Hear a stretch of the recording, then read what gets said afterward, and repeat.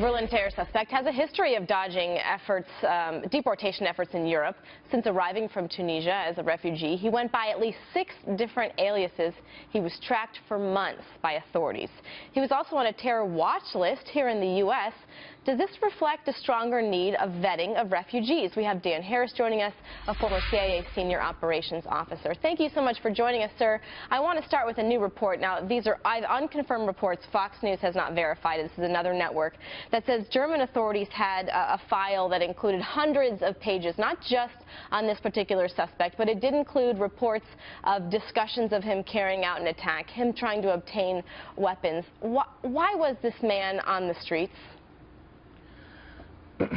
Well, good question, Elizabeth. It's just as Greg had mentioned, it's rarely a lack of information or exposure. We've had this in our own instances in which FBI or CIA or other law enforcement or security services or intelligence have had exposure to these individuals.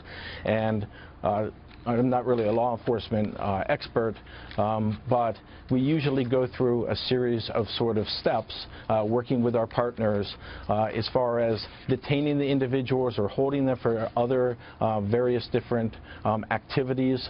Some in Asia, where I spend a lot of time, many of the countries have sort of counterterrorism laws that allow them to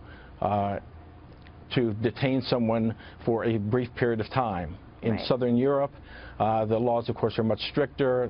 The privacy rights are much greater, and so there, it's really the greatest requirement is for cooperation between the intelligence and security services to try to share that information. That's my greatest concern, is the degree to which the intelligence services and the actual security services know what the police are doing. Okay, I know, and you talked about not necessarily being a law enforcement officer, but I do want to focus on gathering intelligence. We have a list of a number of attacks even on U.S. soil where the Tsarnaev brothers in Boston, Major Hassan Dal, Fort Hood, even Omar Mateen with the Orlando nightclub shooting, which was a massive casualty. Authorities either had them on their radar or had contact with them before these attacks were carried out. Are things changing now? Are they being more aggressive? What's going on behind the scenes?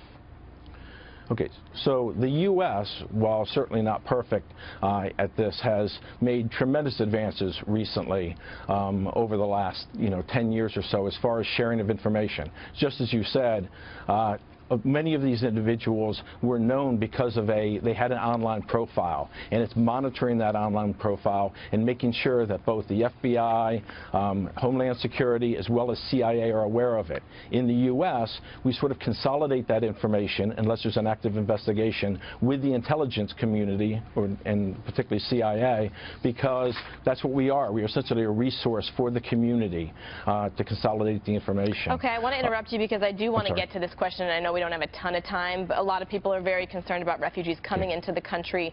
What type of vetting is taking place?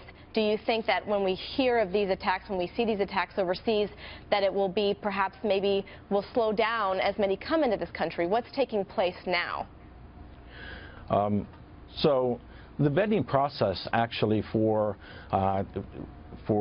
the refugees is strong, and because we do consolidate information with CIA and the close cooperation within the USIC, you have good sort of efficient vetting.